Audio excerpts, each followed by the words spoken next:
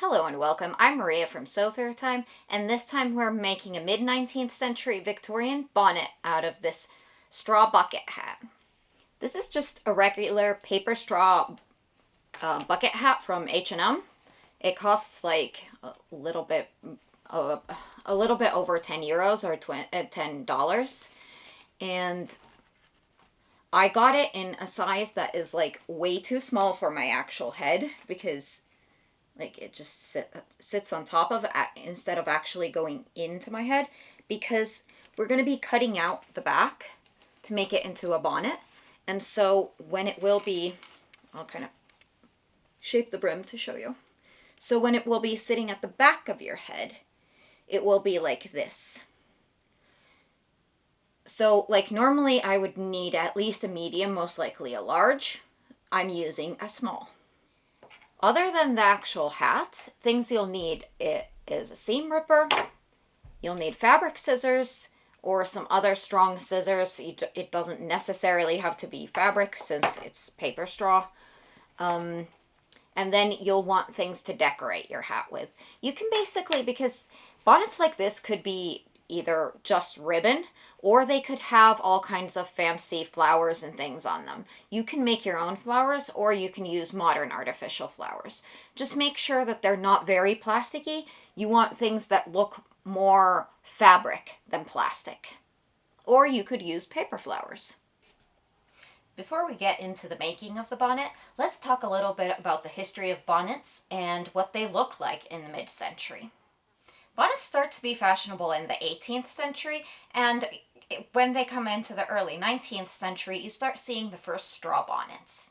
And the straw bonnet is really fashionable throughout the beginning of the 19th century. It just changes shape a little bit from the Regency era to the 1830s, where you require more room for the tall hair.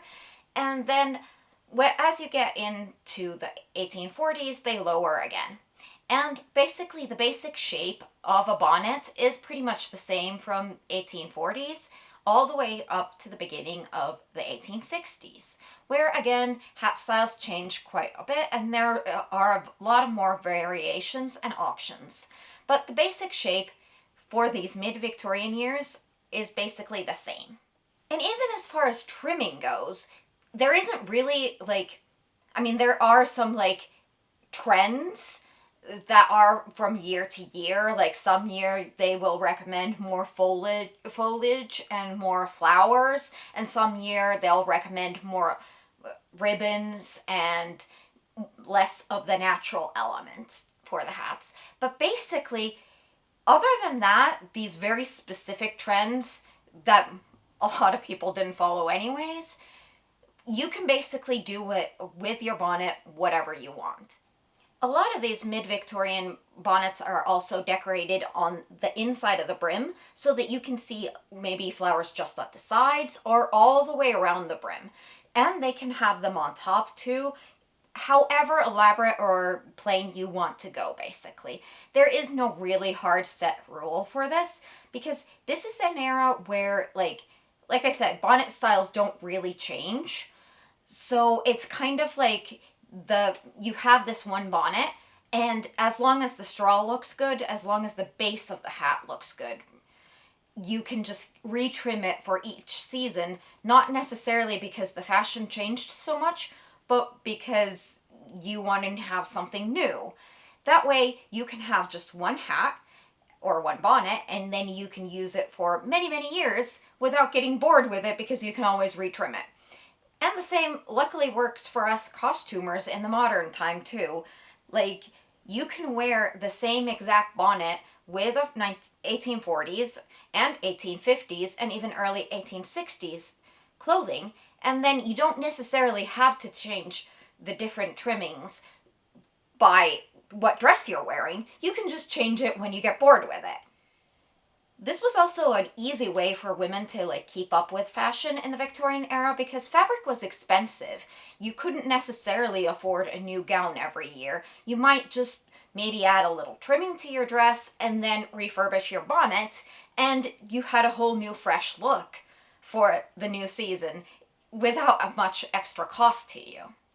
retrimming your bonnet was not only a cost-effective way of refreshing your gown, but it also doesn't require so much skill, because dressmaking in the Victorian era does already require quite a bit of fitting skills. It's not something that an unskilled sewist can really do. And though most women did know how to sew in that era, not everyone knew how to fit properly a gown. So a lot of times, even poorer women would mostly sew at home shirts, underwear, and retrim bonnets, whereas their actual clothing they could have made outside of the home by a professional seamstress. And though of course you can cheat and use modern methods of attaching things to your bonnet, like for instance glue, I kind of recommend staying away from glue and taking that tiny bit of extra time to actually sew your decoration on, because that way it's retrimmable. If you glue things on, it is very hard to get that off without destroying the straw underneath. So that's why I recommend sewing this.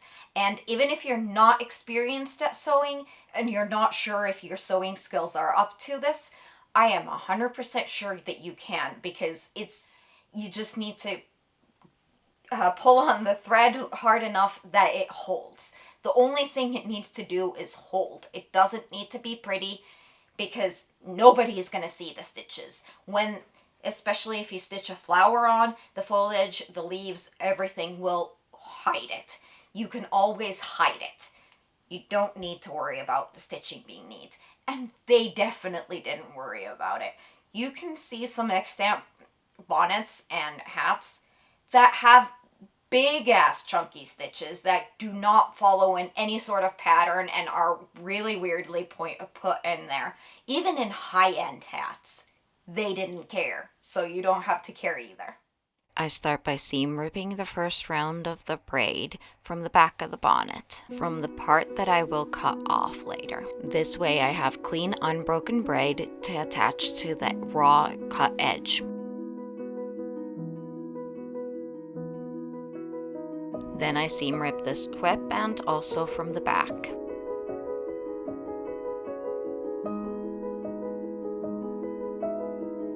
Next, I cut the back of the hat brim off to provide the bonnet shape.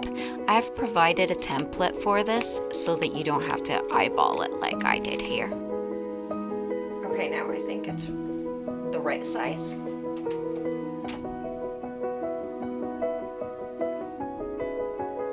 Next, I separate the two layers of the edge braid and cut them from opposite edges so that I have as much braid as possible to work with.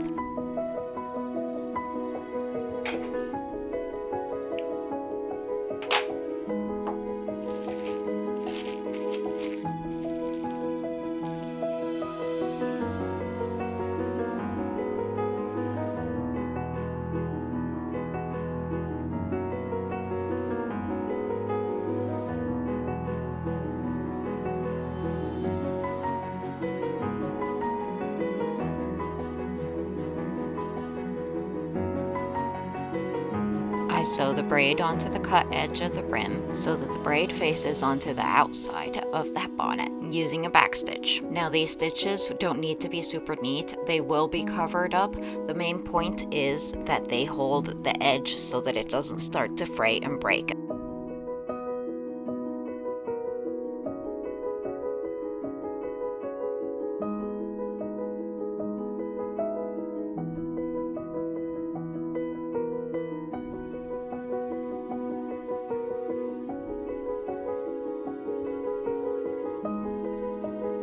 The ends of the braid get turned inwards and sewn on.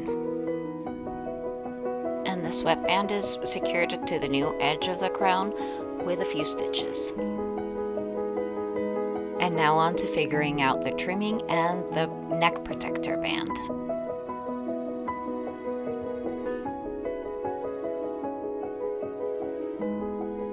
I gather a ruffle of ribbon to protect the back of my neck.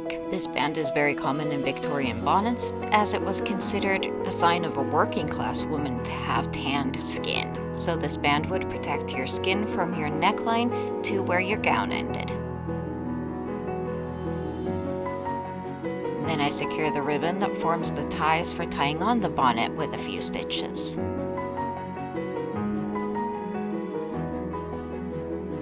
Then I add a few flowers to the inside of the brim. Again, securing them with a few stitches that go around the flowers, just making sure that I pull that thread taut so that it holds. And here is the finished bonnet. I decided to keep this rather simple this time because that's what I was drawn to the most right now. But that's the beauty of this because it can be endlessly retrimmed. Here it is worn with my 1850s gown. And here again with my 1840s gown. I hope you enjoyed this video, and if you did, please hit that like button because it really does help out in this world. And if you haven't already subscribed, I would really appreciate if you did that, and then I can see you again next time. Bye!